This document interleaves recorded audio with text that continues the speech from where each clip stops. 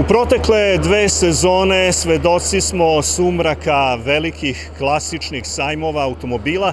Očigledno za izlagačku aktivnost recept je hibridni pristup.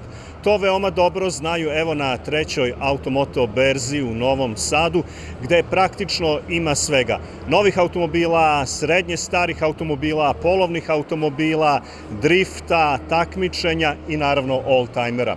Darko, šta ste pripremili na ovom planu? Na ovom planu smo pripremili izložbu Mercedesa, gdje imamo popriličan lep broj raznolikih modela. Trudio sam se da nemamo 2 ista modela ni u jednoj kategoriji.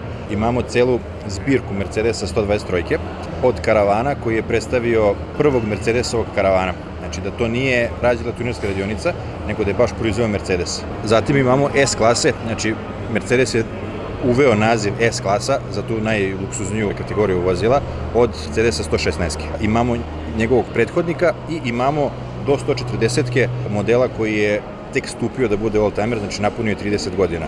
Dodali smo još rolik program ostalih vozila, imamo lepu zbirku kupea i naravno nekoliko kabrioleta.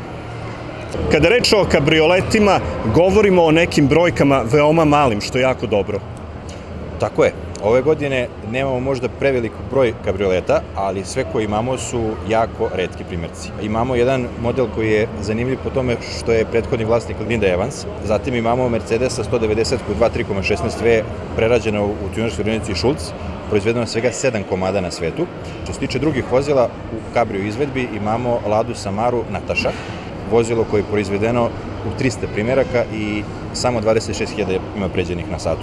Imamo Asconu Cabrio, to je Kainat radio, njih je 350 proizvedeno, od tih 350 samo 9 komada sa 4 sedišta po uzoru na Moncu. Imamo Escorta All White Edition, 300 komada proizvedeno, Golfa Keca, Redline, poslednja serija Golfa, zaista izvanredni primjerci. Pored toga imamo Corvettu, BMW Z3 koji nije nešto popularan na našim prostorima, odnosno skup je, nema ih puno, pa je zato zanimljiv. Imamo jednog jako lepog Jugića.